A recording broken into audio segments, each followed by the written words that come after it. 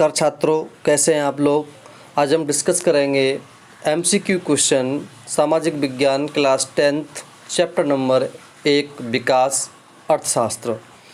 जैसा कि आप जानते हैं कि पेपर में एमसीक्यू क्वेश्चन आएंगे। अगर आप चैनल पर नए हैं तो सबसे पहले आप इसे सब्सक्राइब कर लीजिए। चलिए शुरू करते हैं। पहला क्वेश्चन आपका है,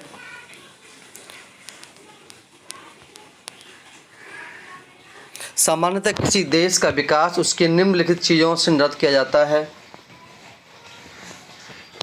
तो इसका आंसर जो हो जाएगा वो हो जाएगा उपरोक्त में सभी, यानी कि आईबी, स्वास्थ्य और साक्षरता से।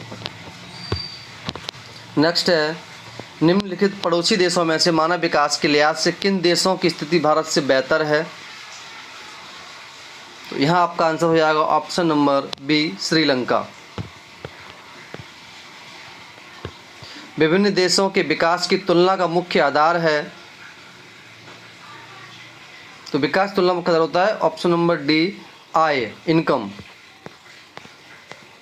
ये आपको एग्जाम बहुत हेल्प करेंगे। 1950 की तुलना में 1998-99 में राष्ट्रीय आय कितनी बढ़ी। तो यहाँ हो जाएगा ऑप्शन नंबर बा, 7600 करोड़ से 16,000 करोड़ रुपए। 1950-51 में प्रति व्यक्ति आय कितनी थी और 2001 में बढ़कर वह कितनी हो गई।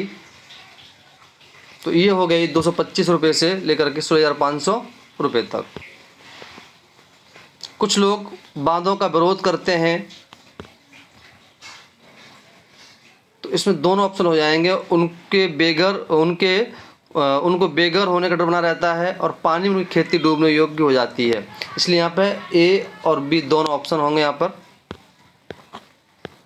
विश्व बैंक द्वारा निम्नलिखित में से कौन से देशों को विकासशील देश माना गया है। तो ये जो माना गया है वो है जिन देशों में प्रति व्यक्ति आय $825 प्रति वर्ष से कम थी, उन्हें विकासशील देश माना गया। विश्व बैंक के अनुसार निम्न में से कौन से देशों को विकसित माना गया है। तो ये माना गया है जिनकी प्रति व्यक्ति आय $15,000 प्रति वर्ष से अधिक थी।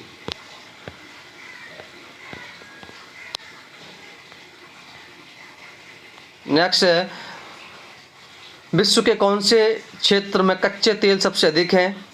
तो यहाँ आंसर आपका हो जाएगा ये ऑप्शन नंबर डी, मध्य पूर्व के देशों में।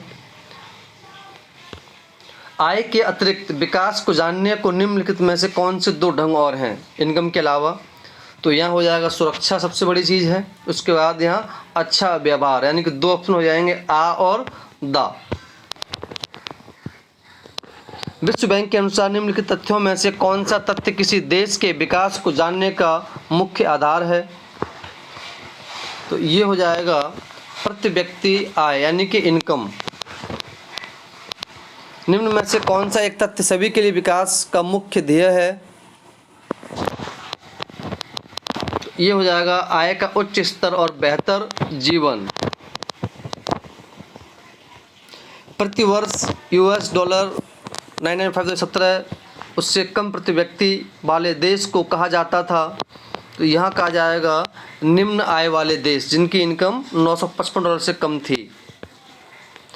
केरल का शिशु मृत्यु दर कम है क्योंकि, तो यहाँ पर हो जाएगा यहाँ मूल स्वास्थ्य शिक्षा सुविधाएं का प्रावधान अधिक है। देश की प्रति व्यक्ति आय उसकी गणना करके निकाली जा सकती है। तो यहाँ देश की कुल जनसंख्या में राष्ट्रीय आय को विभाजित करने के बाद। शिशु मृत्यु दर क्या सूचित करता है। तो ये सूचित करता है कि ऑप्शन नंबर बी, किसी वर्ष में पैदा हुए 1000 जीवित बच्चों में से 1 वर्ष की आयु से पहले मर जाने वाले बच्चों का अनुपात शिशु मृत्यु दर सूचित करता है। प्रति वर्ष $, इतने और उससे अधिक में प्रति व्यक्ति आय वाले देशों को क्या कहा जाता है। तो इसको कहा जाता है अमीर देश। निम्नलिखित में से कौन सा पड़ोसी देश भारत की तुलना में मानव विकास क्रमांक के मामले में बेहतर है। जैसे अभी बताया था आपको, दूसरा रिपीट हो गया है, श्रीलंका। लोगों के बीच एक सामान्य विकास लक्ष्य है इनकम का। हम किसी देश के प्रति व्यक्ति आय की गणना कैसे कर सकते हैं? तो ऑप्शन नंबर बी, किसी देश की कुल जनसंख्या द्वारा राष्ट्रीय आय को विभाजित करके।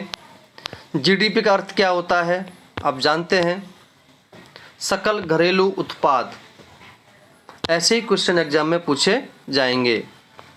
हमारे समाज में विभिन्न वर्गों के विकास के लक्ष्य द्वारा प्राप्त किए जा सकते हैं लोकतांत्रिक राजनीतिक प्रक्रिया द्वारा, और इसके अलावा और कोई चारा नहीं है। देशों के विकास की तुलना करने का सबसे महत्वपूर्ण आधार क्या है? तो यहाँ जो हो जाएगा वो हो जाएगा आपकी औसत आयु, आयु नहीं, इनकम। किसी देश के विकास को प्राय निम्नलिखित में से किस आधार पर निर्धारित किया जाता है? तो ये किया जाता है प्रति व्यक्ति आय। किसी देश की राष्ट्रीय आय को उसकी कुल जनसंख्या से भाग देने पर निम्नलिखित में से क्या प्राप्त होता है? तो यहाँ प्राप्त होती है प्रति व्यक्ति आय। यूएनडीपी के अनुसार किसी देश के विकास को आंकने का आधार निम्नलिखित में से कौन सा है? प्रति व्यक्ति आय भी है, शिक्षा का स्तर भी है, स्वास्थ्य भी। तो यहाँ हो जाएगा आपका उपरोक्त में सभी। निम्नलिखित में से सर्वाधिक मानव विकास सूचकांक वाला राज्य कौन सा है? तो ये हो जाएगा आपका ऑप्शन नंबर ए, केरला। निम्नलिखित में से कौन सा गैर नवीनीकृत संसाधन है? ये हो जाएगा आपका खनिज। मानव विकास रिपोर्ट किसके द्वारा पेश की जाती है? तो ये की जाती है यूएनडीपी द्वारा। ऑप्शन नंबर ए, यूएनडीपी द्वारा। भारत के किस राज्य में साक्षरता दर सबसे ज़्यादा है? तो दोस्तों ये है आपकी केरला में। निम्न में से कौन सा उद्योगपतियों के लिए एक विकासात्मक लक्ष्य है? तो यहाँ हो जाएगा उद्योगपति क्या करेंगे? अधिक बिजली प्राप्त करना। एक अमीर परिवार की लड़की के लिए विकासात्मक लक्ष्य होगा, तो लक्ष्य हो जाएगा कि उसके भाई को जितनी आज़ादी मिले उतनी ही स्वतंत्रता उसको मिलनी चाहिए। तो दोस्तों ये थे मोस्ट इम्पोर्टेंट क्वेश्चंस जो आपको यूटी टेस्ट या टर्म 1 एग्जाम में बहुत आपको हेल्प करेंगे। और अपने दोस्तों में वीडियो शेयर करें। धन्यवाद।